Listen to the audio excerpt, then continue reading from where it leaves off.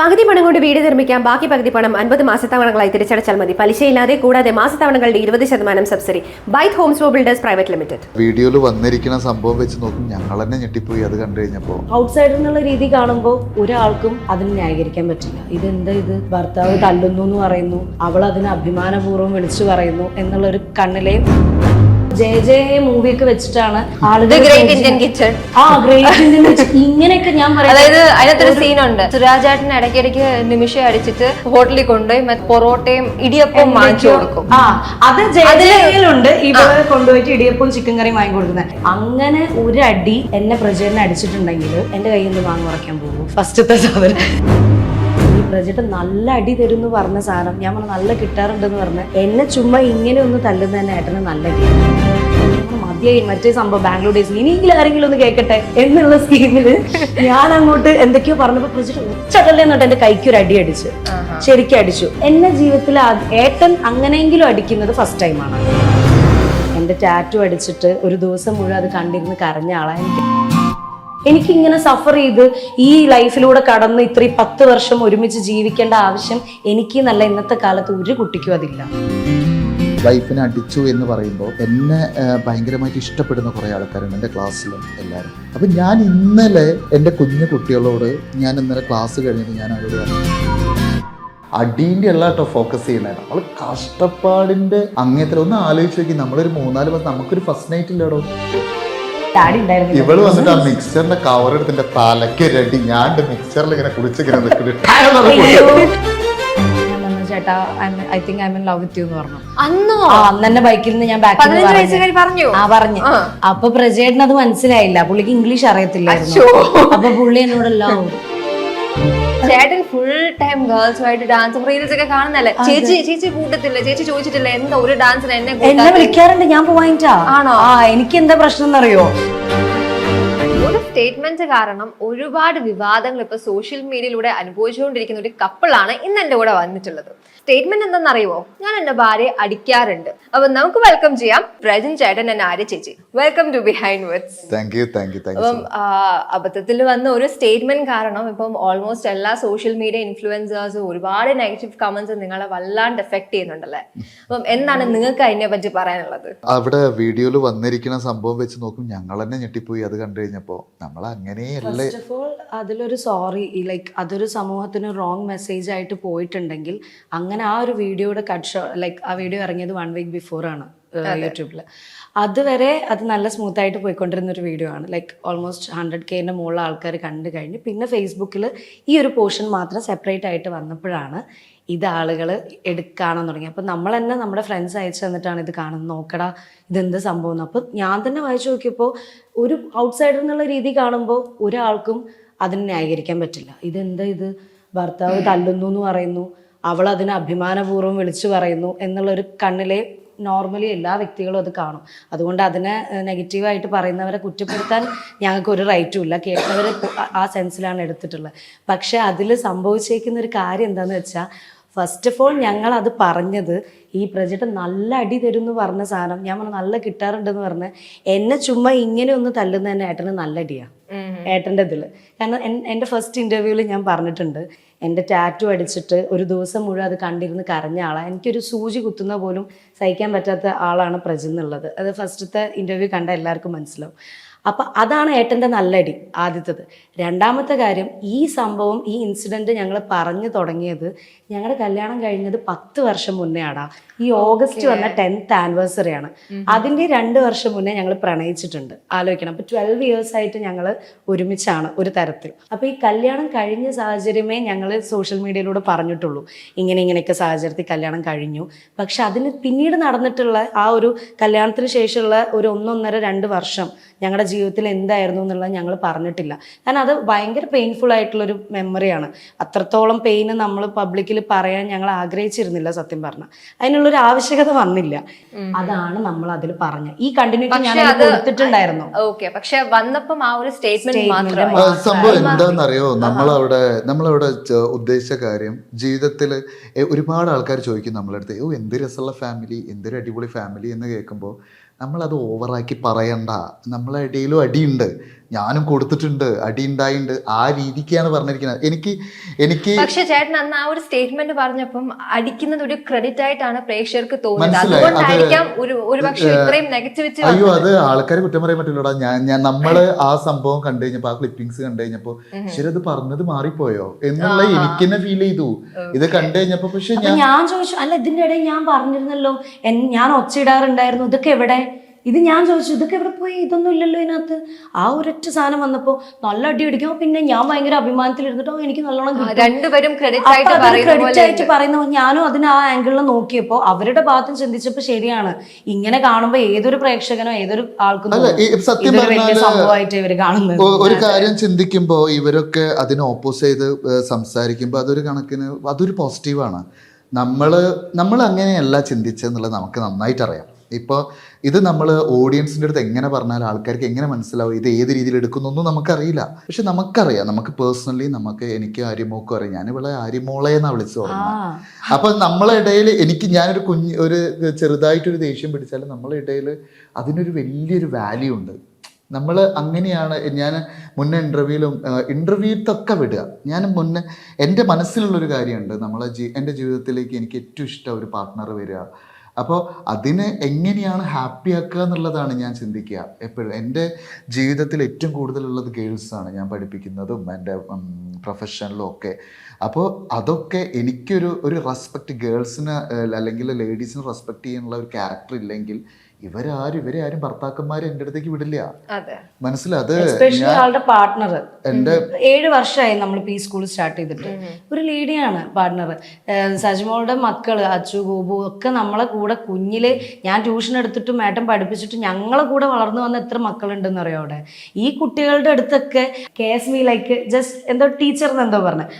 അത് പറഞ്ഞത് എങ്ങനെയാണെന്നറിയോ? ഏട്ടൻ പറഞ്ഞത് ഞാൻ എൻ്റെ പിള്ളേരെയൊക്കെ അടിക്കാറുണ്ടെന്ന്. അടിക്കാന്ന് പറഞ്ഞാൽ നിങ്ങൾ ഉദ്ദേശിക്കുന്നത് അങ്ങനെ ഒരു അടിയല്ല കേട്ടോ. തെറ്റിക്കുമ്പോ ഒന്ന് നല്ല കിട്ടുവേ എൻ്റെ അടുത്തുനിന്ന് ഈ സാധനം. അപ്പൊ അവൻ പറഞ്ഞു കെയറിംഗ് ലൈക്ക് എ ടീച്ചർന്ന്. പക്ഷെ ഇതെല്ലാം കൂടെ എന്താ ഈ പരുവത്തിലേക്ക് പുറത്തെത്തി. എന്നാൽ പോലും ഞാൻ ഡാൻസ് പഠിപ്പിക്കുമ്പോ അങ്ങനെ ഞാൻ നല്ല കിട്ടും എൻ്റെ അടുത്തുനിന്ന് അങ്ങനത്തെ പറയുന്ന രീതി ഉണ്ട്. അന്നു പറഞ്ഞ സ്റ്റേറ്റ്മെന്റ് ഒറ്റ വാക്കിൽ ചോദിച്ചാൽ അത് തെറ്റാണെന്ന് ഇപ്പൊ തോന്നുന്നുണ്ടോ? അങ്ങനെ പറയണ്ടായിരുന്നു എന്ന് തോന്നുന്നു. പക്ഷെ അത് കൺവേ ആയ രീതി മറ്റുള്ളവരുടെ ഭാഗത്തുനിന്ന് നോക്കുമ്പോ അത് അവർക്ക് കിട്ടുന്ന മെസ്സേജ് റോങ് ആയിട്ടാണ്. ഉദ്ദേശിച്ചതും പറഞ്ഞതും അതേ. നമ്മളെ പറ്റി സംസാരിച്ച കുറച്ച് ആളുകൾ സംസാരിച്ചിട്ടുണ്ട്. അവരൊക്കെ പറ്റി സംസാരിക്കുമ്പോ അവര് തെറ്റിദ്ധരിച്ചിട്ടുണ്ട്. അല്ലാതെ അവരൊരു പെൺകുട്ടീനെ തല്ലുക എന്നുള്ള കേസിലേക്ക് അവർ തിങ്ക് ചെയ്തിട്ടുണ്ട്. ഞാൻ അതിനെ പ്രൗഡായിട്ട് എടുക്കുമ്പോൾ എത്രയോ ഡൊമസ്റ്റിക് വയലൻസ് അനുഭവിക്കുന്ന സ്ത്രീകൾ ഇന്നത്തെ കാലഘട്ടത്തിലുണ്ട്. ഇപ്പം ഞാൻ പറയണം, അങ്ങനെ ഒരു റോങ് മെസ്സേജ് എൻ്റെ വായിന്ന് പോയിട്ടുണ്ടെങ്കിൽ I am really sorry for that. സിൻസിയറായിട്ട് അപ്പോളജൈസ് ചെയ്യണം. അതല്ല ഞങ്ങൾ ഉദ്ദേശിച്ചത്. നിങ്ങൾക്ക് സ്ത്രീ നല്ല പുരുഷനായിക്കോട്ടെ, ഇവിടെ സ്ത്രീ പുരുഷ ഭേദമൊന്നുമില്ല. ആരാണെങ്കിലും നിങ്ങളെ മനസ്സിനെയും ശരീരത്തിനെയും നോവിക്കുന്ന രീതിയിലുള്ള പ്രവൃത്തി നിങ്ങളുടെ പാർട്ട്നേഴ്സിൻ്റെ അടുത്ത് നിന്നുണ്ടായാൽ തീർച്ചയായും പ്രതികരിക്കണം. പണ്ടത്തെ കാലം പോലെ സഫോക്കേറ്റ് ചെയ്ത് സപ്രസ് ചെയ്ത് ജീവിക്കേണ്ട സിറ്റുവേഷൻ ഇന്ന് നമുക്കില്ല. നമുക്ക് പുറത്ത് പറയാനുള്ള മീഡിയ ഉണ്ട്, സോഴ്സ്. ഞാനാണെങ്കിൽ പ്രതികരിക്കും. ഞാൻ ചിലപ്പോൾ ഈ രീതി ഞാൻ ഇതേ പറഞ്ഞ തിരിച്ച് ഒരു 2 കൊടുത്ത് ഞാൻ എൻ്റെ പാടിന് അങ്ങ് ഇറങ്ങിപ്പോവും. എൻ്റെ അടുത്ത് ചെയ്തിട്ടുണ്ടെങ്കിൽ അത് പ്രജെന്നല്ല, എൻ്റെ അച്ഛനും അമ്മയും ഒഴിച്ച് ആരെന്നെ ഇൻസൾട്ട് ചെയ്യുകയോ എൻ്റെ ശരീരത്തിൽ കൈവയ്ക്കുകയോ ചെയ്താൽ ഞാൻ പ്രതികരിക്കും. അതെൻ്റെ റൈറ്റാണ് അല്ലേ? ഒരു ഹ്യൂമൻ എന്നുള്ള രീതിയിൽ നമ്മുടെ റൈറ്റാണ്. അത് നമ്മൾ ചെയ്തിരിക്കണം. അതിനെ ഞാൻ ഒരിക്കലും നിസാരവൽക്കരിക്കുന്നില്ല. ഡൊമസ്റ്റിക് വയലൻസിനെ ഞാൻ പ്രൊമോട്ട് ചെയ്യല്ല. പ്രജയേട്ടൻ പറഞ്ഞ സ്റ്റേറ്റ്മെൻറ്റ് അന്ന് ഞങ്ങൾ കല്യാണം കഴിഞ്ഞ സമയത്ത് ഉണ്ടായിരുന്ന കുഞ്ഞു അടിപിടികൾ പോലും അവൾ അന്നേ അതിനെ ആണുപെണ്ണിനെ തല്ലി എന്നുള്ള സ്കീമിൽ എടുത്തിരുന്നെങ്കിൽ ഇന്ന് ഞങ്ങൾ ഒരുമിച്ച് ജീവിക്കില്ലായിരുന്നു. അടീൻ്റെ അല്ല കേട്ടോ ഫോക്കസ് ചെയ്യണേ, നമ്മൾ കഷ്ടപ്പാടിൻ്റെ അങ്ങനത്തെ ഒന്ന് ആലോചിച്ച് നോക്കി. നമ്മളൊരു 3-4 മാസം നമുക്കൊരു ഫസ്റ്റ് നൈറ്റ് ഇല്ലടോ. ഞങ്ങൾക്കൊരു ഫസ്റ്റ് നൈറ്റ് എന്ന് പറഞ്ഞ സാധനം ഇല്ല. ഞാൻ ഏറ്റവും കൂടുതൽ സ്വപ്നം കണ്ട ഒരു സാധനമാണ്. അതായത് എൻ്റെ ഞാൻ ബോയ്സ് സ്കൂളിലാണ് പഠിച്ചത്. അപ്പോൾ എനിക്ക് എൻ്റെതായിട്ടുള്ള പല ഫീലിങ്സും ഉണ്ടായിരുന്നു. ഞാൻ അവസാനം നമ്മളെ ഫാമിലിയിൽ നിന്ന് ഇവരെ ഒരുമിച്ച് കിടത്താൻ പറ്റില്ല എന്ന് പറഞ്ഞു. ഫസ്റ്റ് നൈറ്റ് പോട്ടെ, കെട്ടിപ്പിടിച്ചൊന്ന് കിടക്കാൻ പറ്റില്ല. ബ്രദേഴ്സ് എല്ലാം തൊട്ടടുത്ത് അവർ ഉറക്കത്തിൽ നിന്ന് എങ്ങനെ എണീറ്റ് മോശമല്ലേ എന്നുള്ള ഒരു സാധനം നമുക്ക് ഉണ്ടാവില്ലേ? ഇൻസെക്യൂരിറ്റി ഒക്കെ. ഞാൻ ഒരു പണി ചോദിച്ചു പോകുമ്പോ ഒരു സ്ഥലത്ത് പിറ്റേ ദിവസം പണിയില്ല, നമുക്കൊരു പണി കിട്ടണില്ല. ഒരു രീതിയിൽ എന്ത് പണിക്ക് പോകാനും റെഡിയാ. അപ്പോൾ ഒരു പണിക്ക് പോകാൻ റെഡി. ഓരോ സ്ഥലത്ത് നമ്മൾ പണി പോയി ചോദിക്കുമ്പോൾ നിങ്ങൾക്ക് പണിയില്ല, നിങ്ങൾക്ക് പറ്റിയ പണിയൊന്നും ഇവിടെ ഇല്ല. നമ്മൾ അന്നും കുറച്ച് എന്താ പറയുക നല്ല ഡ്രസ്സൊക്കെ ഇട്ടിട്ടാണ് പോവുക. പൈസ ഇല്ലെങ്കിൽ പുറത്ത് കാണിക്കില്ല. അപ്പോൾ അങ്ങനെ പോകുമ്പോൾ അയ്യോ നിങ്ങൾക്ക് ഞാൻ പ്ലൈവുഡിൻ്റെ കമ്പനിയിലൊക്കെയാണ് പണിക്ക് പോയത്. അവിടെ ഞാൻ എടുത്തു കൊടുക്കാനാണെങ്കിലും ഞാൻ ഓക്കെ ആയിരുന്നു. ഡാൻസിനെ കൊണ്ട് പൈസ എന്ന് പറയുന്ന സാധനം കിട്ടില്ല. അപ്പോൾ ഇത്രയും വലിയ കഷ്ടപ്പാടിൻ്റെ ഇടയിൽ ഞാൻ ആ അടി ഇപ്പോൾ ഒരു അടീൻ്റെ ഒരു സിറ്റുവേഷൻ ഞാൻ പറഞ്ഞത് ചുരുക്കി പറഞ്ഞ് ഞങ്ങളുടെ ഇടയിൽ ഉണ്ടായ ഒരു അടി. ഒരു ദിവസം കല്യാണം കഴിഞ്ഞ സമയത്ത് ആര്യമോളുടെ കയ്യിൽ മിക്സ്ചറിൻ്റെ കവർ ഉണ്ടായിരുന്നു. ഞാൻ ജോബ് കഴിഞ്ഞിട്ട് ഒരു ചോക്ലേറ്റ് ഡയറി മിൽക്ക് ഏത് അതിൽ ഏറ്റവും വലിയ കിറ്റ്കാറ്റ് എടുത്തിട്ട് അനിയൻ എടുത്തു. അത് രണ്ടാമത്തെ ഇവൾക്ക് ചെറിയ 5 റുപ്യേൻ്റെ മഞ്ച കിട്ടിയത്. അപ്പോൾ എന്നോട് പറഞ്ഞു പ്രജേട്ടാ കിറ്റ്കാറ്റ് വാങ്ങി. ഞാൻ പറഞ്ഞു അവൻ തരും, കിറ്റ്കാറ്റ് വാങ്ങിത്താ. ഞാൻ പറഞ്ഞു ഇവളവിടുന്ന് വാശി പിടിച്ചു, അയക്ക് വേണം എന്ന് പറഞ്ഞു. ഞാൻ പറഞ്ഞു അപ്പൊ ഞങ്ങളിങ്ങനെ ഞാൻ സില്ലിയാക്കി വളരെ കോമഡി ആക്കി ചിരിച്ച്. ഇവള് അമ്മ പുറത്തുനിന്ന് ഇങ്ങനെ എന്തൊരു സാധനം ചെയ്യണ്ടേ. ഇവള് വന്നിട്ട് ആ മിക്സറിന്റെ കവർ എടുത്തിന്റെ തലക്കൊരടി. ഞാൻ മിക്സറിൽ ഇങ്ങനെ കുളിച്ചിങ്ങനെ അതില് അമ്മ ഇങ്ങനെ നോക്കി. അതിന് ഞാൻ അത് എന്തോ ഒരു പോലെ ആയിപ്പോയി. ഞാൻ തീരെ പ്രതീക്ഷിച്ചില്ല ആ അടി. അപ്പൊ എന്തോ ഒരു പോലെ ഞാൻ പറഞ്ഞു മോളെ ഇവരൊക്കെ എന്താ ചിന്തിക്കുക, എന്താ പറ്റി ഇതാക്കുക എന്നൊക്കെ. നമ്മളൊരു ഭർത്താവായി കഴിഞ്ഞാൽ നമ്മളെ ഭാര്യ അവിടുന്ന് ഒരു പ്രശ്നം ഉണ്ടാവരുത്, ഇവിടുന്ന് ആരും കുറ്റം പറയരുത്. അത് നമ്മളെ അമ്മയാണെങ്കിൽ അനിയന്മാരാണെങ്കിൽ പറയും. ഞാൻ ആ കൺസേൺ ഒക്കെ ഉണ്ടായിരുന്നു എനിക്ക്. അപ്പോൾ ഞാൻ പറഞ്ഞു എന്താ ചിന്തിച്ചിട്ടുണ്ടാവും, ഇതാക്കി എങ്ങനെയാണോ ഇവള് പിണങ്ങി എന്നോട് വിഷമം പിടിച്ച്. അപ്പോൾ ഈ സംഭവം പോലും ആ സമയത്തിന് അപ്പൊ ഇപ്പൊ ഇതൊക്കെ ചിന്തിക്കുമ്പോൾ അത് അടിയാണ്. ഇപ്പൊ അത് ഞങ്ങൾ ആ ഫണ്ടിലാണ് ഇത് ഓപ്പൺ ആയിട്ട് പറയണേ. അല്ലാതെ നമ്മൾ ഈ ഓഡിയൻസ് ഉദ്ദേശിക്കുന്ന പോലത്തെ അടി ഉണ്ടാക്കി നമ്മൾ പറയില്ല. അന്ന് കല്യാണം കഴിഞ്ഞ സമയത്ത് എന്ന് പറഞ്ഞാൽ എൻ്റെ വീട്ടിൽ ഓഫ് കോഴ്സ് ഇപ്പോൾ ഒരു പെൺകുട്ടി ഇറങ്ങിപ്പോയ പിറ്റേ ദിവസം ഒരു വീട്ടുകാർ സ്വീകരിക്കുമോ? ഒരിക്കലും ഇല്ല. എൻ്റെ അച്ഛനും അമ്മയൊക്കെ എന്നെ ഭയങ്കരമായിട്ട് സ്നേഹിച്ചും സ്ട്രിക്റ്റ് ആയിട്ടും ഒക്കെ വളർത്തിയ ആൾ. അപ്പം ഞാനങ്ങ് പോയി എന്ന് കണ്ടപ്പോൾ അവർക്ക് എന്നെ അംഗീകരിക്കാനേ പറ്റിയിരുന്നില്ല. അപ്പം 4 വർഷം എടുത്തു എന്നോട് എൻ്റെ വീട്ടുകാർ മിണ്ടാൻ തന്നെ, 4 years. അതും കഴിഞ്ഞ് ഏട്ടൻ്റെ വീട്ടിൽ എന്നെ ആക്സെപ്റ്റ് ചെയ്തു എന്ന് ഏട്ടൻ പറഞ്ഞു. ഞങ്ങൾ രണ്ടുപേരും വീട്ടിൽ കയറ്റി. ഏട്ടൻ കൂളായിട്ട് വീട്ടിൽ കയറി ചെന്നു. ആ വീടെന്ന് പറഞ്ഞാൽ ഒരു എനിക്ക് തോന്നുന്നു എത്ര സ്ക്വയർ ഫീറ്റ് ഉണ്ടാവും നമ്മുടെ വീടെന്ന്? ചെറിയ വീട്. നമ്മളെ വീട് വേറെ വലിയ കുറച്ച് ബാക്കിൽ ഞങ്ങളുടെ വീട് പണി, ഏട്ടന്റെ വീട് പണി നടക്കുവാണ്. വലിയ വീട് താൽക്കാലികമായിട്ട്. അന്നൊക്കെ കൂട്ടുകുടുംബല്ലടാ, കാലം എത്ര പുറകിലാ. ഏട്ടന്റെ ഫാമിലി എന്ന് പറഞ്ഞാൽ വലിയൊരു ജോയിന്റ് ഫാമിലിയാ. അതിൽ നിന്ന് ഓരോ കുടുംബങ്ങൾ സെപ്പറേറ്റ് ആയിട്ട് കല്യാണം കഴിഞ്ഞ് അവരൊക്കെ വീടെടുത്തെടുത്ത് മാറുന്നേ ഉണ്ടായിരുന്നുള്ളൂ. അപ്പൊ ഏട്ടന്റെ വീട് അവിടെ മക്കളെ കല്യാണം പ്രമാണിച്ച് വീട് പണി നടന്നുകൊണ്ടിരിക്കുമ്പോൾ താൽക്കാലികമായിട്ട് മാറാൻ വേണ്ടി ഡാഡി ഒരു എന്താ പറയാ, ഒരു പ്രാവുകൂട് പോലത്തെ ഒരു വീട് ഉണ്ടാക്കി വെച്ചിരുന്നു. അതിൽ താഴെ ഡാഡി അമ്മയും കിടക്കും. മുകളിലേക്ക് ഒരു സ്റ്റെപ്പ് ഉണ്ട്, പിന്നെ ഒരു പ്ലെയിൻ ഏരിയ, പിന്നെ മുകളിലുള്ളത് എന്താന്ന് പറയുക ഓടാ. അതായത് ആകാശമൊക്കെ കണ്ട് നമുക്ക് അവിടെ ബെഡിട്ട് കിടക്കാം. അവിടെയായിരുന്നു പ്രജയേട്ടനും ഏട്ടൻ്റെ അനിയന്മാരും കിടന്നത്. അതിലൊരാളായിട്ടാണ് കല്യാണം കഴിഞ്ഞ് 8 മാസം 9 മാസം ഞാനും കിടന്നിരുന്നത്. ഞങ്ങൾക്ക് പെട്ടെന്ന് മൂവ് ഓൺ ചെയ്യാനുള്ള ജോലിയോ പൈസയോ ഒന്നും ഉണ്ടായിരുന്നില്ല. അപ്പം ഇങ്ങനത്തെ ഒരു വീട്ടിൽ ഒന്നാമത് ഞങ്ങൾ പ്രേമിച്ച് കെട്ടിയത് കാരണം തന്നെ എവിടെയാ അടി പൊട്ടുക നോക്കി നിൽക്കുന്ന സൊസൈറ്റിയും ചുറ്റിലും ഇവരെപ്പോഴാണ് പ്രശ്നം ഉണ്ടാക്കുക ഇങ്ങനത്തെ ആളുകളുടെ ഇടയിലുള്ള ഒരു നാട്ടിലുമാണ് ഞങ്ങളുള്ളത്. അപ്പോൾ ഒന്നും സംസാരിക്കാൻ പോലുള്ള സ്പേസ് അവിടെ ഉണ്ടായിരുന്നില്ല. അങ്ങനെയുള്ള സാഹചര്യത്തിൽ രാത്രി എല്ലാവരും ഉറങ്ങിക്കഴിയുമ്പോഴാണ് ഞങ്ങൾ എന്ത് ചെയ്യുക, ഈ വീട് പണി നടക്കുന്ന വീട്ടിൻ്റെ ഉള്ളിലേക്ക് പോകും. ഞാനും ഏട്ടനും എന്തെങ്കിലുമൊക്കെ ഒന്ന് മിണ്ടാൻ വേണ്ടി കൊതിച്ചിട്ട് പറയുമ്പോൾ എത്രത്തോളം നിങ്ങൾക്ക് ഉൾക്കൊള്ളാൻ പറ്റുമെന്ന് അറിയില്ല. പക്ഷെ എന്നാലും ഞങ്ങൾ അവിടെ പോയിട്ട് സംസാരിക്കും. പ്രജിറ്റ എന്തൊക്കെയാണ് ഇന്നത്തെ ദിവസത്തെ. ഏട്ടനാണെങ്കിൽ അന്ന് പണിയില്ലായിട്ട് ഏട്ടൻ്റെ ഫാദർ സൂപ്പർവൈസറായിരുന്നു. കൺസ്ട്രക്ഷൻ സൈറ്റിൽ ആള് കൂലിപ്പണിക്ക് പോകുമായിരുന്നു ഡാഡിയുടെ കൂടെ. ഡെയിലി 500 rupees വേജസിന് പോയിരുന്നത്. അതെങ്കിലും വേണ്ടേ, ജീവിക്കണമല്ലോ.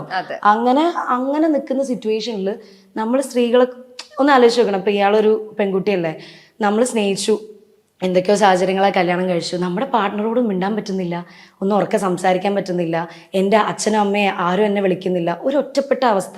ഈ അവസ്ഥകളിൽ ചില സമയത്ത് സ്നേഹം എന്നുള്ളത് ഒരു വിഷമായിട്ടും ദേഷ്യമായിട്ടും ഒക്കെ പുറത്തേക്ക് വരാറുണ്ട്. അപ്പം അങ്ങനെ നിൽക്കുന്ന ഒരു സാഹചര്യത്തിൽ രാത്രി സംസാരിക്കുമ്പോൾ ലേറ്റ് നൈറ്റ് ആണ്, ഞാൻ എന്തോ പറഞ്ഞോ ഒച്ചയിട്ടു. നമുക്ക് ദേഷ്യം വന്നാൽ ഓട്ടോമാറ്റിക്കലി നമ്മുടെ സൗണ്ട് റേസ് ആവുന്ന നമുക്ക് പോലും ഒരു ഐഡിയ കിട്ടില്ല. ഏട്ടൻ പേടിച്ചേട്ടൻ പറഞ്ഞു മോളെ ഒച്ചയിട്ടല്ലേ, ആളുകൾ ശ്രദ്ധിക്കും, ആൾക്കാരെ എനിക്ക് രാത്രിയാണ്. അപ്പം ഞാൻ പറഞ്ഞു മതിയായി മറ്റേ സംഭവം ബാംഗ്ലൂർ ഡേയ്സിൽ ഇനിയെങ്കിലും ആരെങ്കിലും ഒന്ന് കേൾക്കട്ടെ എന്നുള്ള സ്കീമിൽ ഞാൻ അങ്ങോട്ട് എന്തൊക്കെയോ പറഞ്ഞപ്പോൾ പ്രൊജക്ട് ഒച്ചട്ടല്ലേ എന്നിട്ട് എൻ്റെ കൈക്കൊരു അടി അടിച്ചു, ശരിക്കും അടിച്ചു. അപ്പൊ എന്നെ ജീവിതത്തിൽ ഏട്ടൻ അങ്ങനെയെങ്കിലും അടിക്കുന്നത് ഫസ്റ്റ് ടൈമാണത്. അപ്പൊ ഞാൻ സ്റ്റക്കായി പോയി. ഞാൻ മിണ്ടാതെ അവിടെ പോയിരുന്നു. അപ്പോൾ ഏട്ടൻ വന്നിട്ട് പറഞ്ഞു മോളെ പ്ലീസ് എടാ, ഇപ്പോഴത്തെ സിറ്റുവേഷനിൽ നമ്മളൊരു വഴക്കൂടെ ഉണ്ടാക്കിയാൽ ഇവിടെയും കൂടെ നിൽക്കാൻ പറ്റാടാ, എങ്ങോട്ട് പോകും ഞാനൊരു പെൺകുട്ടീനെയും കൊണ്ട്, എനിക്ക് നിവർത്തിയില്ല, ഒന്നും മനസ്സിലാക്ക്, നമുക്കിത് സോർട്ട് ഔട്ട് ചെയ്യാമെന്ന് പറഞ്ഞ് എന്നെ കൂട്ടിക്കൊണ്ടുപോയി ഏട്ടൻ കിടന്നു.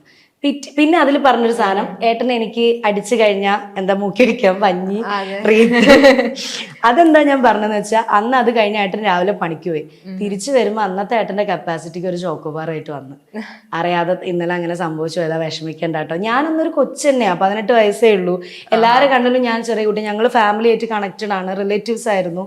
ഏട്ടൻ അന്ന് 23 വയസ്സ് കഴിഞ്ഞു. അത് പിന്നെ ഏട്ടന്റെ ലൈഫ് പറഞ്ഞാൽ ഡാൻസ് കളിച്ച് നടന്നിട്ട് കാര്യമില്ല. ഒരു പെങ്കൊച്ചിനെ കൊണ്ടുവന്നല്ലേ, ഇതിനെ എങ്ങനെയെങ്കിലും സെറ്റിൽ ചെയ്യണം, ഞങ്ങൾക്കൊരു ലൈഫ് വേണം. ഈ ഓട്ടങ്ങൾക്കിടയിൽ ഞങ്ങൾ രണ്ടുപേരും കടന്നു വന്ന അങ്ങനെ ഒരു 1.5 വർഷം ആ വീട്ടിലായിരുന്നു. പിന്നെയാണ് ഫിറ്റ്നസ് സെന്ററിൽ എനിക്കും ഏട്ടനും ജോലി കിട്ടി. ഒരു 3 മാസം കഴിഞ്ഞപ്പോൾ ഞങ്ങൾ ഒരു വാടക വീട് എടുത്തു ടൗണിൽ. 3500 രൂപയുടെ റെന്റിനൊരു ഒറ്റമുറി വീട്. പക്ഷെ അവിടെ ഞാനും ഏട്ടനും മാത്രമായി. അന്നാ ഞങ്ങൾ കണ്ണി നോക്കി സംസാരിക്കാനും ഒന്ന് കെട്ടിപ്പിടിക്കാൻ വരെ തുടങ്ങിയത് അന്നാ, അറിയോ? അത്രയും ഞങ്ങൾ സ്ട്രഗിൾ ചെയ്തിട്ടുണ്ട്. അപ്പം ആ സ്ട്രഗിൾ ചെയ്ത സമയത്ത് ഇന്നത്തെ മാതിരി ചുറ്റിലും ഫാമിലി ഫ്രണ്ട്സ് ഒന്നുമില്ല. എനിക്ക് ഏട്ടനും ഞാനും. അപ്പം ഞങ്ങളുടെ ഇടയിലുള്ള വേദനകളായാലും സന്തോഷങ്ങളായാലും ഒക്കെ ഞങ്ങൾ ഷെയർ ചെയ്തിരുന്നത് ഞങ്ങളിൽ മാത്രമാണ്. അപ്പം ചിലപ്പോൾ ദേഷ്യം പിടിക്കുമ്പോൾ ദേഷ്യം വരും, സങ്കടം വരും, ആ പൊട്ടിത്തെറികളും ഫ്രസ്ട്രേഷനും. ഇതായിരുന്നു ആ അടി എന്നുള്ള സാധനത്തിൽ ഞങ്ങൾ ഉദ്ദേശിച്ചത്. നമ്മൾ എന്താണെന്നറിയോ, ഞാൻ ചെറിയ കൊട്ടാണ് അടി എന്ന് അങ്ങനെ പോലും അടിക്കുന്നത് ഏട്ടന് നല്ലൊരു അടിയായിട്ട്. അപ്പൊ ഏട്ടൻ അതിൽ വ്യക്തമായിട്ട് പറയുന്നുണ്ട്, അന്ന് അവൾ അതിനെ ഒരു ഭാര്യനെ ഭർത്താവ് തല്ലി അല്ലെങ്കിൽ ഒരു ആണ് പെണ്ണിനെ തല്ലി എന്നുള്ള സെൻസിൽ എടുത്തിരുന്നെങ്കിൽ ഇന്ന് ഞങ്ങൾ ഇവിടെ ഇങ്ങനെ ഇരിക്കില്ലായിരുന്നു. അത് വ്യക്തമായി പക്ഷെ എന്താന്ന് വെച്ചാല് അടി എന്നുള്ളത് അടി തന്നെയാണല്ലോ. അപ്പം അങ്ങനെയാണ് ഇത് പുറത്തേക്ക് ഇങ്ങനെ ഒരു സാധനമായിട്ട് വന്നപ്പോ ജെ മൂവിയൊക്കെ വെച്ചിട്ടാണ് ആളുകൾ ഗ്രേറ്റ് ഇന്ത്യൻ കിച്ചൺ ഇങ്ങനെയൊക്കെ ഞാൻ പറയാം. അതായത് അതിനകത്തൊരു സീനുണ്ട്, സുരാജേട്ടന് ഇടയ്ക്കിടയ്ക്ക് നിമിഷം അടിച്ചിട്ട് ഹോട്ടലിൽ കൊണ്ടുപോയി മറ്റേ പൊറോട്ടയും ഇടിയപ്പവും വാങ്ങിച്ചു കൊടുക്കും. അത് ജയിലുണ്ട്. ഇവള് കൊണ്ടുപോയിട്ട് ഇടിയപ്പവും ചിക്കൻ കറിയും വാങ്ങി കൊടുക്കുന്നത്. എന്റെ കേസ് ഞാൻ ഒരു കാര്യം പറയട്ടെ, അങ്ങനെ ഒരു അടി എന്നെ പ്രചേരനെ അടിച്ചിട്ടുണ്ടെങ്കിൽ എന്റെ കയ്യിൽ നിന്ന് മാങ്ങ ഉറക്കാൻ പോകുമോ? ഫസ്റ്റത്തെ സാധനം എന്നെ ചെയ്യുന്ന രീതിയിൽ. രണ്ടാമത്തെ ഒരു കാര്യം, എനിക്ക് അങ്ങനെ ഞാൻ വിശ്വസിച്ച് ഇറങ്ങി വന്ന ഒരാള് എന്നെ ആ രീതിക്ക് അടിക്കാനൊക്കെ തുടങ്ങിയാൽ പിന്നെ ഞാൻ ആളെ എങ്ങനെ ട്രസ്റ്റ് ചെയ്യും? തിരിച്ചെന്റെ വീട്ടിലെ അമ്മ എനിക്കൊരു തെറ്റുപറ്റി, ആ ചേട്ടൻ ഞാൻ ഉദ്ദേശിച്ച ആളല്ല പറഞ്ഞാൽ എന്റെ അച്ഛനും അമ്മ 2 കൈ നീട്ടി എന്നെ സ്വീകരിക്കും. എനിക്കിങ്ങനെ സഫർ ചെയ്ത് ഈ ലൈഫിലൂടെ കടന്ന് ഇത്രയും 10 വർഷം ഒരുമിച്ച് ജീവിക്കേണ്ട ആവശ്യം എനിക്ക് നല്ല ഇന്നത്തെ കാലത്ത് ഒരു കുട്ടിക്കും അതില്ല. പണ്ട് കാലത്ത് ഇതിനുള്ള പണ്ടെന്നല്ല, ഇപ്പൊ ഞങ്ങളെ കമ്പയർ ചെയ്യുന്ന എന്താ കലിപ്പന്റെ കാന്താരി പിന്നെന്തുവാ എന്തൊക്കെയോ പറഞ്ഞിട്ടാ. ഈ വാക്കുകളൊക്കെ ഞങ്ങൾ സത്യം പറഞ്ഞാൽ മര്യാദക്ക് കേൾക്കുന്നത് ഇപ്പോഴാ.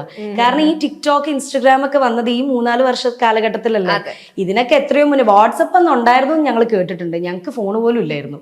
ആ കാലഘട്ടത്തിൽ സ്നേഹിച്ച് കല്യാണം കഴിച്ചവരാ ഞങ്ങള്. അന്നത്തെ കാലത്ത് ഉണ്ടായിട്ടുള്ള ഫൈറ്റ്സ് ആണ്, അടികളെ കുറിച്ചാണ് ഞങ്ങൾ പറഞ്ഞത്. അതിനുശേഷം ഞങ്ങൾ വീടെടുത്ത് മാറി. ഇപ്പൊ ഞങ്ങൾക്കൊന്ന് പരസ്പരം മിണ്ടാനുള്ള ഗ്യാപ്പ് പോലും ഇല്ല, തിരക്കായല്ലോ ആൾക്ക്.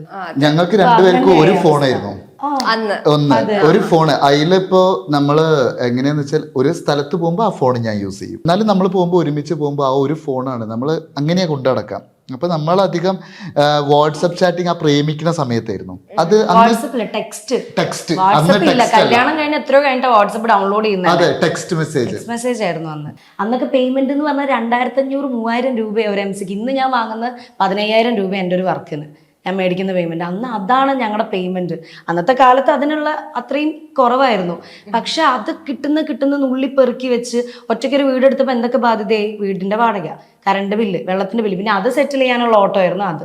അപ്പൊ ഇതിന്നൊക്കെ ഞങ്ങൾ ഇതിന്റെ ഇടയിൽ ഉണ്ടായിട്ടുള്ള ഞങ്ങളുടെ ആ ഒരു മാനസിക സമ്മർദ്ദം മൂലം ഉണ്ടായിട്ടുള്ള ഫൈറ്റുകൾ, അടിപിടികൾ. നിങ്ങൾ എങ്ങനെയാണ് കണ്ടുപിടിച്ചത്? കഥ അവിടെ നിന്ന് തുടങ്ങട്ടെ. ഇല്ലടാ, ഞാൻ അവളെ കണ്ടപ്പോൾ എനിക്ക് ഭയങ്കര ക്യൂട്ട്നെസ് ആയിട്ട്, ഭയങ്കര ക്യൂട്ടായിട്ട് ഇങ്ങനെ എന്താ പറയാ, എവിടെയും അടങ്ങി നിക്കണില്ല, അങ്ങോട്ട് ഇങ്ങോട്ട് ഓടി ഇങ്ങനത്തെ ഞാൻ പൊട്ടിത്തെറിഞ്ഞുകൊണ്ടായിരുന്നു. ഇങ്ങനെ ഒട്ടും ഇൻട്രോവേർട്ടൊന്നുമല്ല, ഭയങ്കരമായിട്ട് എല്ലാരോടും മിണ്ടി പറഞ്ഞ് ഓടിച്ചാടി നടക്കുന്ന ഒരാളായിരുന്നു. അപ്പൊ ഞാൻ വണ്ടിയിൽ നിന്ന് തന്നെ എനിക്കിത് ഇപ്പൊ ഇറങ്ങി പോയി കഴിഞ്ഞാൽ പിന്നെ പറയാൻ പറ്റില്ലല്ലോ, ഫോണൊന്നും ഇല്ലല്ലോ ഇന്നത്തെ മാതിരി. ഞാൻ പറഞ്ഞു, ചേട്ടാ I think I M in love with you എന്ന് പറഞ്ഞു. അന്ന് തന്നെ ബൈക്കിൽ നിന്ന് ഞാൻ ബാക്കിൽ പറഞ്ഞു. അപ്പൊ പ്രജേട്ടന് അത് മനസ്സിലായില്ല, പുള്ളിക്ക് ഇംഗ്ലീഷ് അറിയത്തില്ലായിരുന്നു. അപ്പൊ പുള്ളി എന്നോട് ലവ് ഞാൻ ശരിയാക്കി തരാം, ആരാണ് ഏത് കടയിൽ കിട്ടുമെന്നൊക്കെ, ആരെയാണ്, നമ്മുടെ ഫാമിലിയിൽ ആരെങ്കിലും ആണോ പറ, ഞാനുണ്ട് മോളെ കൂടെ എന്നൊക്കെ. അപ്പൊ നമ്മൾ ചേട്ടനെയാണ് ഉദ്ദേശിച്ചത് എന്ന് പറഞ്ഞ് അതായിരുന്നു ഞങ്ങളുടെ സ്റ്റാർട്ടിങ്. പിന്നെ ഞാൻ ആലോചിച്ച് പറഞ്ഞാൽ മതി, അമ്മയുടെ നമ്പർ തരാന്ന് പറഞ്ഞിട്ട് കൊടുത്ത് അമ്മയുടെ നമ്പറൊക്കെ പറഞ്ഞു കൊടുത്ത് 3 ദിവസം കഴിഞ്ഞപ്പോ എന്നെ വിളിച്ചിട്ട് എനിക്ക് ഏട്ടൻ എന്റെ അമ്മയുടെ ഫോണിലേക്ക് വിളിച്ചു. ഇല്ലില്ല, 3 ദിവസം കഴിഞ്ഞിട്ടുണ്ട്. എനിക്ക് നല്ല ഓർമ്മയുണ്ട്. 2 ദിവസം എന്തായാലും കഴിഞ്ഞിട്ടുണ്ട്. കാരണം ഞങ്ങൾ കല്യാണം കഴിഞ്ഞിട്ട് ഞങ്ങൾ അമ്മൂമ്മയുടെ വീട്ടിൽ 2 ദിവസം നിന്ന്. എന്നിട്ട് എന്റെ നാട് പാലക്കാടല്ലേ, ഞാൻ അവിടെ എത്തിയതിനു ശേഷം കോള് വരുന്നത്. അപ്പൊ അമ്മയുടെ ഫോണിലേക്ക് കോള് വന്നപ്പോ അമ്മ നമ്പർ കാണുമ്പോ അമ്മയ്ക്ക് അറിയാം. അപ്പൊ ഞാൻ പറഞ്ഞു, അമ്മ എന്റെ ഫ്രണ്ടാണ്, ഞാൻ എടുത്തോളാം എന്ന് പറഞ്ഞു. ഏട്ടൻ നമ്പർ എനിക്ക് അറിയണ്ടായിരുന്നു. ഡാൻസ് പഠിപ്പിക്കാനെന്നുകൊണ്ട് അന്ന് ഏട്ടന്റെ അമ്മ ഒന്ന് വണ്ടിയിൽ നിന്ന് വന്നിരുന്നു. ഞാൻ ചുളുവിൽ മേടിച്ച് എനിക്ക് ഡാൻസ് പഠിക്കണം, ചേട്ടൻ നമ്പർ തരുന്നുണ്ട്. ഏട്ടന്റെ അമ്മേന്റെ ഞാൻ ചുളുവിൽ നമ്പറൊക്കെ വാങ്ങി. അപ്പൊ എനിക്ക് നമ്പർ മനസ്സിലായി. അപ്പൊ എടുത്തപ്പോ ഏട്ടൻ പറഞ്ഞ എനിക്കും ഇഷ്ടമാണ്, കല്യാണം കഴിക്കാൻ സമ്മതവുമാണ്. അന്ന് കൊടുത്ത വാക്കാണ്. പ്രജിൻ ചേട്ടന് ആര്യ ചേച്ചി അയച്ച ഫസ്റ്റ് മെസ്സേജ് ചെയ്തായിരുന്നു? ഉണ്ടാവില്ല. ഞാന് ഫോണ് മെസ്സേജ് എന്ന് പറഞ്ഞാൽ ഞാൻ പറഞ്ഞില്ലേ, ഫോൺ ഒരിക്കൽ കൊണ്ട് തന്നിരുന്നു എനിക്ക്, ഞങ്ങൾക്ക് പേഴ്സണലി. അല്ലാതെ നമ്മുടെ ഫോണിലേക്ക് അയക്കാൻ പറ്റില്ലല്ലോ. ആദ്യത്തെ ഒരു വർഷം ഒന്നും ഉണ്ടായിരുന്നില്ല. ഏട്ടനുണ്ടായിരുന്നു, എനിക്കുണ്ടായിരുന്നു, അവൾക്കില്ലായിരുന്നു. അപ്പൊ എനിക്ക് മെസ്സേജ് അയക്കുക അവളുടെ അമ്മയ്ക്കാ ഫോണാണ്. അപ്പൊ അത് മെല്ലെ അമ്മ ഉറങ്ങിയ സമയത്ത് ഫോൺ എടുത്ത് മാറ്റി അങ്ങനെയൊക്കെ ഞങ്ങള് ചേച്ചി മെസ്സേജ് ഓർമ്മയില്ല. ചിലത് അങ്ങനെയാണല്ലോ, ഇവർക്ക് അതൊന്നും ഓർമ്മ ഉണ്ടാകത്തില്ല. ചേട്ടൻ ഫുൾ ടൈം ഗേൾസുമായിട്ട് ഡാൻസും റീൽസ് ഒക്കെ കാണുന്നല്ലേ. ചേച്ചി കൂട്ടത്തില്ല, ചേച്ചി ചോദിച്ചിട്ടില്ല എന്താ ഒരു ഡാൻസിന് എന്നെ വിളിക്കാറുണ്ട്, ഞാൻ പോവാനിട്ടാ. ആണോ? എനിക്ക് എന്താ പ്രശ്നം എന്നറിയോ, ഇവരുടെ കൂട്ടത്തിൽ ഒരാളാവാൻ എനിക്ക് താല്പര്യമില്ല. ഞാൻ അത് പറയും ഞാൻ എപ്പോഴും. പിന്നെ ഏട്ടൻ എന്ന് പറഞ്ഞാൽ ഡാൻസ് പഠിപ്പിക്കുമ്പോൾ അതാണ് അന്ന് എൻ്റെ ദൈവമേ, ആ ടീച്ചർ ഹു കേസ് എന്ന് പറഞ്ഞ സാധനം നല്ല ദേഷ്യം പിടിക്കും തെറ്റിച്ചാലൊക്കെ. അപ്പൊ എനിക്കിത് ഇഷ്ടമല്ല അങ്ങനെ ദേഷ്യം എന്നോട് ദേഷ്യം പിടിക്കുമ്പോൾ എനിക്ക് വേഗം സങ്കടം വരും. ഞാൻ പറയും, ഞാനില്ല ഈ പരിപാടിക്ക്, നിങ്ങളായി നിങ്ങളുടെ സ്റ്റുഡൻസ് ആയി, എനിക്ക് ഡാൻസും വേണ്ട ഒരു കൂപ്പും വേണ്ട, ഞാൻ വീട്ടിലിരുന്നോളാം എന്ന് പറയും. അപ്പൊ എന്നോട് ഇങ്ങനെ പറയും, ഒന്ന് വാടാ ഒരു റീൽസ് ചെയ്യടാന്നൊക്കെ പറഞ്ഞാൽ എപ്പോഴും പറയും. ഞാൻ പോവാനിട്ടാ. ഞാൻ പറയും വേണ്ട, ഈ പ്രൊഫഷനും ഫാമിലിയും കൂടെ കൂട്ടി കുഴക്കേണ്ട പി. കാരണം അവിടെ എത്തിക്കഴിഞ്ഞാൽ ഇവര് പ്രാക്ടീസ് ഒക്കെ ഇത് കാണുമ്പോൾ ചിലപ്പോൾ എനിക്ക് ഉള്ളിൽ മറ്റേ സാധനം വരും. അതെന്താണ്? എനിക്കിങ്ങനെ ഇതെന്തിനാ ഇങ്ങനെ പിടിക്കുന്ന ഇങ്ങനെ ആ സാധനം ഇങ്ങനെ ലൈവ് കാണുമ്പോൾ എനിക്ക് അതിങ്ങനെ ഉള്ളില് വരും. സ്നേഹമുള്ളപ്പോ അതൊക്കെ സ്വാഭാവികമായിട്ട് നമുക്ക് ഒരു പോസിറ്റീവ്നെസ് വരുമല്ലോ. ഇതൊന്നും കാണാതിരിക്കാൻ വേണ്ടിയിട്ട് ഞാൻ അതിലേക്ക് ചിന്തിക്കില്ല. പിന്നെ റീൽസ് വരുമ്പോൾ ജസ്റ്റ് ഒന്ന് കാണാം, അപ്പൊ തന്നെ ലൈക്ക് ഇടും, ഓഫ് ചെയ്തിടും. ഞാൻ കാണാൻ പോലും നോക്കാറില്ല, നിൽക്കില്ല. എനിക്ക് പെയിൻ ആവുന്ന കാര്യങ്ങൾ ഞാൻ കാണാറില്ല, അത് എന്ത് കാര്യമാണെങ്കിലും. അതാണ് എൻ്റെ ഒരു രീതി. ചേട്ടനൊരു ഡാൻസ് മാസ്റ്റർ ആണ്, ഒരുപാട് കുട്ടികൾ പഠിക്കുന്നുണ്ട് ചേട്ടൻ്റെ അടുത്ത്, സോഷ്യൽ മീഡിയ ഇൻഫ്ലുവൻസർ ആണ്. അപ്പം ഇത് എത്രത്തോളം ഈ ഒരു വിവാദം അല്ലെങ്കിൽ ആ ഒരു സ്റ്റേറ്റ്മെന്റ് ചേട്ടൻ്റെ പേഴ്സണൽ ലൈഫിൽ മെന്റലി എത്രമാത്രം ഇൻഫ്ലുവൻസ് ചെയ്തു? ആദ്യം പേഴ്സണൽ ലൈഫ് ഞാൻ പറയാം. ഇത് കേട്ട ഉടനെ ഇവള് ഡൗൺ ആയി, ഇവള് ടോട്ടലി ഡൗൺ ആയിട്ട്, അതൊരു ഭയങ്കര സത്യമാട്ടോ. അവള് ഇത് കേട്ട ഉടനെ ഈശ്വരൻ ഞാൻ പറഞ്ഞത് പ്രശ്നമായോ, അത് എങ്ങനെയായോ എങ്ങനെയായോ, നമ്മൾ ഉദ്ദേശിച്ച സംഗതി ഇല്ലല്ലോ ഇതിൽ വന്നിരിക്കണേ, നമ്മൾ ഉദ്ദേശിച്ച. പക്ഷെ ആളുകൾക്ക് ഈ സംഭവം ഈ ഒരു ക്യാപ്ഷനിലും കൂടെ വന്നു കഴിഞ്ഞപ്പോൾ നമ്മൾ ടോട്ടലി ഈ സാധനം തിരിഞ്ഞുപോയി. ആൾക്കാർ കംപ്ലീറ്റ് നമ്മളെ മിസ്ലീഡ് ആയിപ്പോയി. ആൾക്ക് ഉറക്കില്ല, ആൾ ഫുഡ് കഴിക്കുന്നില്ല, അങ്ങോട്ടും ഇങ്ങോട്ടും. ഞാൻ പറഞ്ഞ ഇല്ലടാ, അത് നമ്മൾ സോഷ്യൽ മീഡിയയിൽ നിൽക്കുമ്പോൾ നമ്മളിത് സർവ്വസാധാരണയാണ്, ഇത് എല്ലാവർക്കും എഫക്റ്റ് ചെയ്യുന്നത്. പക്ഷെ നമ്മൾ പറഞ്ഞ വേർഡ് തിരിഞ്ഞു പോയോ എന്നുള്ള സംഭവം എനിക്ക് ആ കൺഫ്യൂഷൻ ഉണ്ടായെന്ന് ചോദിച്ചാൽ എനിക്കത്ര ഇല്ലായിരുന്നു. പക്ഷെ ഇവള് ടെൻഷൻ ആവാൻ തുടങ്ങി. ഇതിങ്ങനെ കൂടുതലായിട്ട് പോയപ്പോൾ ഇവൾക്കാണ്, ഇവള് ഫുഡ് കഴിക്കണില്ല, ഞാൻ ഭയങ്കരമായിട്ട് ഇവള് ഉറക്കില്ല. എൻ്റെ അടുത്ത് ഇങ്ങനെ കുറെ എൻ്റെ അടുത്ത് നിന്നിട്ട് ഇന്നലെ ഇങ്ങനെ പറഞ്ഞു, കല്യാണം കഴിഞ്ഞിട്ട് നമ്മൾ തമ്മിൽ അടി കൂടുന്ന ഒരു പ്രശ്നം ഒഴിച്ചാൽ വേറൊരു വ്യക്തി കാരണം മോള് സങ്കടപ്പെട്ടിട്ട് ആദ്യമായിട്ടാണ് എനിക്ക് മോളെ സമാധാനിപ്പിക്കാൻ പറ്റാത്തത്. ഒന്നും ചെയ്യാൻ പറ്റുന്നില്ലോ. മറ്റെന്ത് എൻ്റെ അച്ഛൻ പോലും എന്നെ പഴക്ക് പറയാൻ പോലും ഏട്ടൻ സമ്മതിക്കില്ല. അച്ഛൻ അവളൊന്നും പറയരുതേ എന്നുള്ള അച്ഛൻ പറയും, നീ ഇങ്ങനെ വഷളാക്കിക്കോ ഈ പെണ്ണിനെ എന്ന് പറഞ്ഞിട്ട് അച്ഛൻ ഇങ്ങനെ പറയാറുണ്ട് ഇപ്പോഴെപ്പോഴൊക്കെ. അപ്പോൾ ഏട്ടനൊന്നും ചെയ്യാൻ പറ്റുന്നില്ലല്ലോ, ഒരു നിസ്സഹായത ഏട്ടൻ നല്ല രീതിയിൽ. പിന്നെ അപ്പം എനിക്ക് പാവം തോന്നി. അപ്പം ഞാൻ പറഞ്ഞില്ല, നമുക്ക് പറയാം സത്യം എന്താന്നുള്ള ആളുകൾക്ക് മനസ്സിലാവുമ്പോൾ ശരിയായിക്കോളും എന്നുള്ള രീതി. പിന്നെ ഞാൻ ഏട്ടനെ കൺവിൻസ് ചെയ്യാൻ തുടങ്ങി. അപ്പോൾ ആള് നല്ല ടെൻഷനായി, ഏതോ മൊത്തത്തിൽ ടെൻഷനായപ്പോൾ അപ്പം ഞാൻ വിചാരിച്ചു, അപ്പോൾ ഇത് നമ്മൾ പറയുന്നത് നമ്മൾ ഉദ്ദേശിച്ച സാധനം ഇതല്ല, ഇതാണ് എന്ന് പറയണം തോന്നി. അപ്പോൾ അതുകൊണ്ടാണ് പറഞ്ഞത്. പിന്നെ ഞാൻ നല്ല ഡാൻസ്, പിന്നെ വേറെ നമ്മൾ കുഞ്ഞു കുട്ടികൾ നമ്മൾ ഇത് പഠിക്കുന്നുണ്ട്, ഒരുപാട് ഫാമിലി. ഞാനൊരാളെ അടിച്ചു, വൈഫിനെ അടിച്ചു എന്ന് പറയുമ്പോൾ എന്നെ ഭയങ്കരമായിട്ട് ഇഷ്ടപ്പെടുന്ന കുറേ ആൾക്കാരുണ്ട് എൻ്റെ ക്ലാസ്സിലും എല്ലാവരും. അപ്പം ഞാൻ ഇന്നലെ എൻ്റെ കുഞ്ഞു കുട്ടികളോട് ഞാൻ ഇന്നലെ ക്ലാസ് കഴിഞ്ഞിട്ട് ഞാൻ അവരോട് പറഞ്ഞു, സാറിൻ്റെ പുതിയ വീഡിയോ കണ്ടോ നിങ്ങളെല്ലാവരും? സാറിന് നല്ല തെറികളാണല്ലോ കിട്ടിക്കൊണ്ടിരിക്കുന്നത്. അത് ഞാൻ കുഞ്ഞു കുട്ടികളോട് ചോദിച്ചു, കണ്ടു കുറച്ച് കുട്ടികൾ ഇങ്ങനെ കൈ പൊന്തിച്ചു, കണ്ടു. ഞാൻ പറഞ്ഞ പൊന്നു മക്കളെ, ആരും നിങ്ങൾ അനിയനും അനിയത്തിനെ പോലും തല്ലരുത്, തല്ലാൻ പാടില്ല. സാർ ഉദ്ദേശിച്ച സംഗതി അതല്ല. സാറിനെ അങ്ങനെ ഒരു മക്കളെ ആരെങ്കിലും ഇന്ന് വരെ തല്ലിയിട്ടുണ്ടോ സാറ് ചോദിച്ചു. ഞാൻ എനിക്കെന്നെ ഓർമ്മയില്ല ഞാൻ തല്ലിയിട്ടുണ്ടോ. ഞാൻ വെറുതെ കുട്ടികളോട് അങ്ങോട്ട് ചോദിച്ചു, എൻ്റെ അടുത്ത് തല്ല് കിട്ടിയവരൊന്ന് കൈ പൊന്തിച്ചേരണം. അപ്പോൾ ആരും കൈ പൊന്തിച്ചില്ല. ഞാൻ തല്ലിയിട്ടില്ല, ഞാൻ പറയുന്നൊരു വേർഡാണത്. അപ്പോൾ ഞാനത് വിചാരിച്ച ആ കുട്ടികളിൽ നിന്ന് കണ്ടാൽ നമുക്ക് എങ്ങനെ കുഞ്ഞു കുട്ടികളെയും എല്ലാവരും അല്ലെങ്കിൽ ഇവളെയൊക്കെ നോക്കിയിട്ട് തല്ലുക എന്ന് പറയുന്ന ഒരു സംഭവം നമുക്ക് ചിന്തിക്കാം. ഞാൻ മോളെ എന്നല്ലേ വിളിക്കണേ. അപ്പം നമ്മൾ അങ്ങനെ തല്ലുക അടിച്ചിതാക്കുക എന്നൊന്നും ദയവ് ചെയ്തിട്ട് ഓഡിയൻസ് ഒരിക്കലും അങ്ങനെ തിങ്ക് ചെയ്യരുത്. അതെൻ്റെ ഒരു പേഴ്സണൽ, ഞാനത് ചെയ്യരുത്, തിങ്ക് ചെയ്യുന്നത് മാത്രമല്ല. പിന്നെ വേറൊരു കാര്യം, ഒറ്റ കാര്യം വളരെ ജെന്യൂൻ ആയിട്ട് പറയുകയാണ്, വളരെ ജെന്യൂൻ ആയിട്ട് പറയാം. നമ്മളിത് എങ്ങനെ പറഞ്ഞു കഴിഞ്ഞാൽ ഓഡിയൻസിന് ഇത് എങ്ങനെ മനസ്സിലാവണം എന്നില്ല. പക്ഷെ നമുക്കൊരു കോൺഫിഡൻ്റ് ഉണ്ട്, നമ്മൾ പറഞ്ഞിരിക്കുന്ന കാര്യം അങ്ങനെയല്ല, ഇത് ഇങ്ങനെയാണ് എന്നുള്ള കോൺഫിഡൻ്റ് ഉണ്ട്. മിസ്ലീഡ് ചെയ്യപ്പെട്ടതാണ് ആ ഒരു കോൺവെർസേഷൻ. പിന്നെ ആ ഒരു ഹെഡിങ് മെയിൻ ആയിട്ട് അതാണ്, ഭർത്താവ് എന്നെ തല്ലാറുണ്ട്, ഞാൻ ഇതുവരെ പരാതിപ്പെട്ടിട്ടില്ല എന്നൊരു ഹെഡ്ലൈൻ കണ്ട ആരും അത് ഓപ്പൺ ചെയ്ത് നോക്കുമ്പോൾ ഞാൻ അതിന് അഭിമാനപൂർവ്വം പറയുന്നു എന്നുള്ള രീതി നോക്കി ഒരാളെയും കുറ്റപ്പെടുത്താൻ, നമ്മൾ ഇഷ്ടപ്പെടുന്ന ഒരു അമ്മമാരെയോ ഒരാളെയോ നമ്മൾക്ക് ഇതിനെ കുറ്റം പറയാൻ പറ്റില്ല. അത് നമ്മളെ പ്രതീക്ഷിക്കാത്തൊരു സംഗതിയല്ലേ നമ്മളെടുത്തുനിന്ന് കേൾക്കണേ. പക്ഷെ ഞാൻ വിചാരിച്ച മുന്നേ ഒരുപാട് സ്ട്രഗിളൊക്കെ ഉണ്ടായി, ഞങ്ങൾ തമ്മിൽ അടിപിടി ഉണ്ടായി. അപ്പോൾ ഇതൊരു ഫാമിലി ലൈഫിൽ ഇതൊക്കെ കേൾക്കുമ്പോൾ ഇതൊക്കെ ആൾക്കാർ കൂളായിട്ട് എടുക്കും എന്ന് മാത്രമേ ഉദ്ദേശിച്ചുള്ളൂ. ഓക്കെ, അപ്പം ഈ ഇന്റർവ്യൂയിലൂടെ ഇതെല്ലാം ക്ലാരിഫൈഡ് ആണ്. ഓക്കെ, നിങ്ങൾ ഹാപ്പി അല്ലേ? പകുതി പണം കൊണ്ട് വീട് നിർമ്മിക്കാം, ബാക്കി പകുതി പണം 50 മാസത്തവണകളായി തിരിച്ചടച്ചാൽ മതി. പലിശയില്ലാതെ കൂടാതെ മാസത്തവണകളുടെ 20% subsidy. Baith Homes for Builders Private limited.